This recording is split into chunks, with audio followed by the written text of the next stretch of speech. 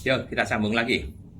Tadi kita cerita tentang bagaimana fisiologis kita atau gestur kita bisa kongruen atau selaras dengan apa yang kita pikirkan dan memperkuat perasaan kita, gitu ya.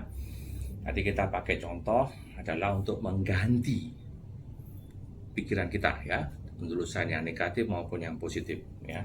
Jadi sesuaikan, ya. Yang negatif kayak tadi sudah kita bahas, ya. Berhenti sejenak, kalau perlu turun dari kendaraan Anda, katakan, oke, saya tahu, gitu ya. Terima kasih sudah diingatkan hal ini, gitu ya. Sekarang tapi kali ini saya mau memilih skenario yang berbeda, seperti itu, ya. Nanti kita bicara seperti itu. Nah, berikutnya adalah hal-hal yang berhubungan dengan belajar, gitu ya. Mempelajari atau memasukkan sesuatu yang positif ke dalam diri kita. Ibu datang ke pembelajaran itu dari kecil, dari zaman orang purba. Bagaimana caranya orang belajar? Yaitu dengan mengulang, ya. Sesuatu yang diulang-ulang, ya, akan jadi kebiasaan. Kalau kita sadari betul, sebetulnya itu, ya, benar-benar kita sadari, satu hari itu hampir, ada orang yang mengatakan 95% kita adalah kebiasaan. Ada yang pakai hitungan Pareto 80-20, 80% itu kita kebiasaan, 20% itu kita pakai pemikiran, gitu ya. Ada yang nggak mau terlalu jauh, gitu ya, kayaknya kita mau mikir, gitu ya, senang mikir, gitu ya. Patokannya tetap 60-40, 60 kebiasaan, 40 berpikir, dikontrol, gitu ya. 60 pakai pemain, ya, automatic, ya, mode automatic, autopilot, 40 dikontrol. Intinya adalah sebagian besar hidup kita adalah sebuah kebiasaan. Bagaimana membangun sebuah kebiasaan? Ya, cara paling gampang adalah sebuah pengulangan, ya. Jadi kalau Anda nggak mau diikat oleh sebuah kebiasaan, ya, rusak patternnya, gitu ya. Bagaimana cara membangun kebiasaan? Ya. Membangun kebiasaan itu, tubuh kita itu butuh minimal 3 hari, ya. Kalau sesuatu Anda lakukan hari ini, besok Anda lakukan lagi, lusa Anda lakukan lagi, maka tubuh Anda akan cenderung secara otomatis di yang hari keempat otomatis, 5, 6 seterusnya otomatis, ya. Saya kasih contoh. Istri saya senang set alarm, kemudian dia tidur. Pagi hari alarmnya bunyi, ring, gitu ya, nyanyilah handphonenya dia. Apa yang terjadi? Dia masih ngorok aja. Yang terganggu siapa? Ya saya, gitu ya. Ada sesuatu yang nggak nyaman, saya mulai bangun, saya matikan alarmnya. Oke, setengah jam lagi akan bunyi lagi. Biasanya istri saya sudah mulai bangun, ya. Jadi artinya istri saya bangun pada alarm yang kedua. Saya baru alarm yang pertama, saya sudah bangun. Nggak nyaman, saya matikan alarmnya. Hari pertama, besok terjadi lagi. Besoknya lagi terjadi lagi. Hari keempat apa yang terjadi? Hari keempat saya bangun, itu alarmnya belum bunyi. Dan ketika saya sudah mendekati sana, alarmnya bunyi dan langsung saya matikan. Bagaimana bisa? Karena otak kita sudah terpattern, terlatih 3 hari itu. Jadi bukan berlatih itu bukan sekarang jam 7 di Bali, 7:04 berlatih, setengah 8 berlatih, jam 8 berlatih. Bukan kayak gitu. Ganti hari, ya. 3 hari itu baru terekam, ya. Makanya kemarin saya cerita kalau Anda belajar sesuatu hari ini, ya, secara chemical tubuh Anda akan mulai melakukan, membentuk. Hari ini mulai bisa, itu chemically, ya. Kemudian mulai bentuk structure, gitu ya, tubuhnya mulai tersusun. Nah, itu mulai jadi skill, ya. Mulai jadi habit, jadi kebiasaan. Lebih lama lagi baru jadi benar-benar jadi bagian tubuh Anda, gitu ya. Kayak saya bertahun-tahun bikin kelas di luar kota, ya. Tidak pernah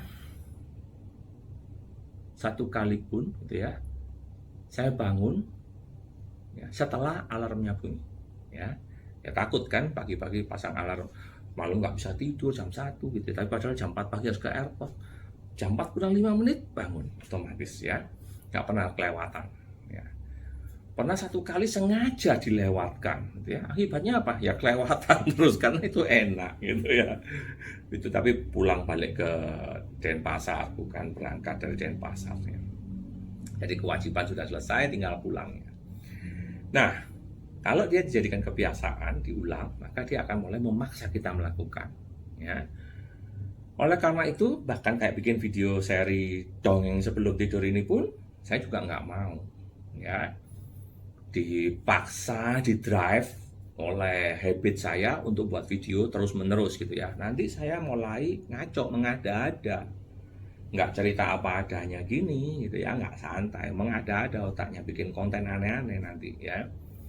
Makanya saya bikin video, hari pertama bikin video, besoknya lagi bikin video, hari ketiga libur, saya nggak mau dia ada ya. Hari keempat saya bikin video lagi sedikit, 1. Hari kelima saya bikin video banyak gitu ya. Hari keenam libur, 7 libur, 8 libur gitu ya. Supaya apa? Supaya bukan seperti kewajiban yang dikejar tayang gitu ya. Nah itu yang menyebabkan akhirnya ketika orang itu ketakutan nggak tayang, nah, kita bisa saksikan ya, banyak orang bikin konten itu ngawur, akhirnya membuli orang lah dan sebagainya ya, merugikan banyak pihak ya.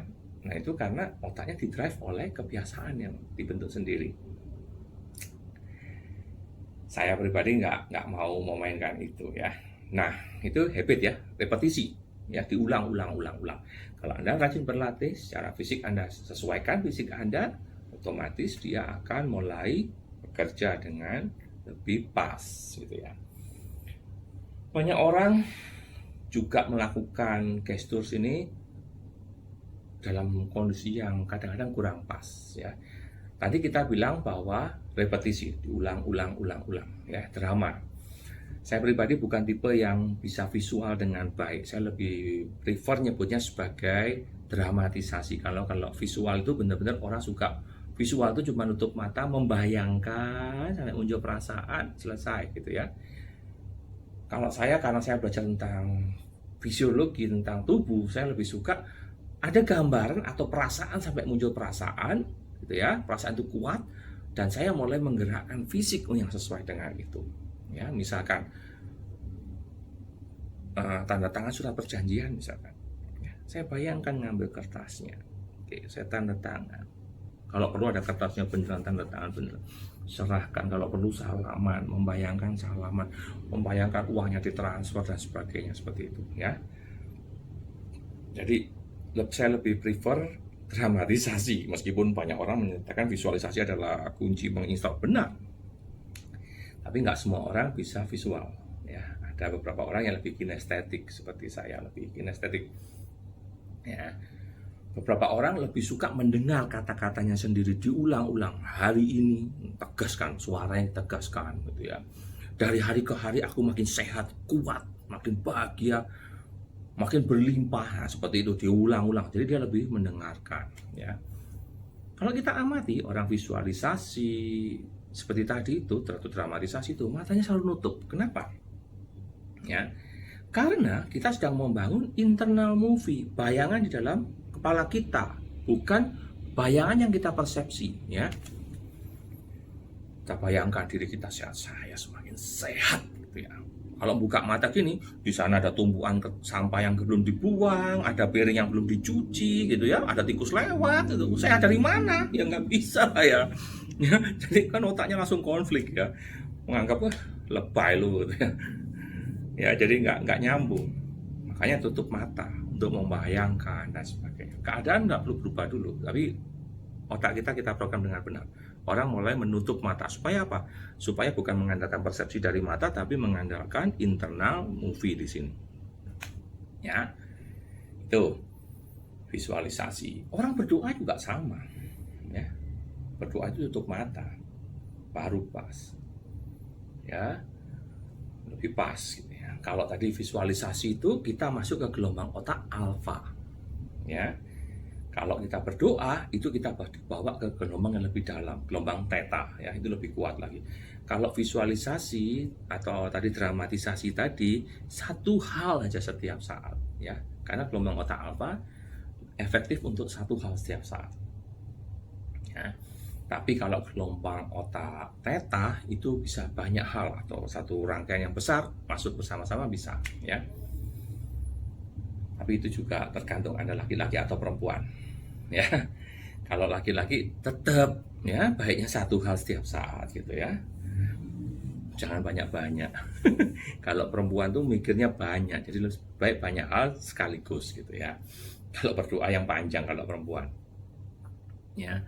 Nah, berdoa itu membutuhkan gestur yang berbeda tentunya, ya, fisik yang berbeda dengan kalau kita tadi afirmasi. Kalau kita amati tubuh kita, fisik kita ini, itu ada beberapa mode, ya, fight or flight, ya, kita sedang bangun tidur dan mulai berjuang menghadapi masalah. Apakah kita fight sama dia, melawan hal itu, ataukah flight, melarikan diri untuk menyelamatkan diri, itu fight or flight, ya. Jadi afirmasi adalah untuk menguatkan ini, lebih ke arah ini, lebih pas gitu, ya. Makanya kalau afirmasi Anda ngomong itu atau ngajak banyak orang itu, ayo kita bisa, ini tegak, ya, tegakkan tulang belakangnya gitu, ya. Karena dengan menegakkan tulang belakang kita mulai memaksa fisik kita fight or flight, ya. Yang kita nggak mungkin sambil bilang begini, kita pasti bisa, nggak masuk akal, bro. Ya, itu nggak nyambung, ya. Jadi posisinya tegak, itu fight or flight, ya. Selain fight or flight, ada sisi yang kedua yang disebut rest and digest. Rest and digest itu tiduran dan kita mulai mencerna makanan, gitu, ya. Rebahan. Jadi kalau kita rebahan sih, kita ngomong, enak kali ya kalau aku ini kaya, gitu. Ya enak bayangin doang, gitu. Kerja untuk jadi kaya belum tentu, karena posisinya bukan fight or flight untuk berjuang ke sana, ya. Nah, ini posisi rest and digest gitu, ya. Nah, kalau kita berdoa itu di mana? Bukan di sini, bukan di sini. Bagusnya di tengah sini, ya. Di titik tengahnya sini, di homeostatis point, titik self healing, titik perubahan diri yang paling ketat, ya. Nah, berdoa itu misinya gimana? Kita memohon bantuan dari kekuatan yang lebih besar dari kita, ya. Kita memohon, itu kata kuncinya. Kalau memohon ya nggak mungkin dong gini, nggak mungkin lah, ya. Kita sesuaikan bodinya, kita nggak mungkin gini juga kan, ya. Kita sesuaikan. Makanya banyak orang berdoa dengan memohon, ya, disesuaikan. Bahkan saya lebih suka menggunakan badannya saya lengkungkan, saya tekuk, kadang-kadang saya sampai bersujud, ya. Itu adalah untuk memaksa tubuh membentuk gestur memohon. Kita merendahkan diri, ya. Bukan kalah, enggak, tapi kita menerima apapun yang terjadi, ya. Membiarkan kekuatan yang lebih besar menyelesaikan persoalan kita, ya. Jadi gestur itu penting, ya. Nah, kalau kita berdoa sambil tegak gini gitu, ya, ya nggak pas, ya. Kita kayak penjaga rumah sembayang gitu, ya, kayak satpamnya gitu, ya, nggak pas, ya. Jadi kita sesuaikan. Nah, jadi ada dua sisi, ya. Kalau berdoa tadi lebih ke arah titik tengah, lebih ke melengkung gitu, ya, lebih lentur bodinya, lebih banyak sujudnya. Makanya di semua agama selalu ada gerakan lebih tunduk, sujud dan sebagainya. Itu adalah upaya untuk membentuk fisiologis yang sesuai sehingga otak tahu bahwa kita nggak usah ngotot, kita percaya, kita mulai ikut yang ada di sana. Nah, lain dengan tadi fight or flight, afirmasi gitu, ya. Nah, berdoa juga sama. Jadi kuncinya gimana? Tutup mata, ya. Tapi kalau Anda fight or flight, ya, Anda bisa tutup mata, ya, bisa. Tapi kalau Anda sudah ngetrans, itu terjadi distorsi di mata Anda. Mata Anda sebenarnya nggak lihat, ya, nggak bisa melihat dengan baik. Makanya banyak orang afirmasi itu sambil mata terbuka gitu, ya. Merdeka, Bung. Nah, gitu, ya, itu jadi tetap, ya. Karena dia sebenarnya ngetrans, itu gelombang otaknya beda, ya. Kalau tadi visualisasi biasa gelombang otaknya alfa, kalau yang tadi berdoa gelombang otaknya theta, kalau itu gelombang otaknya gamma, ya.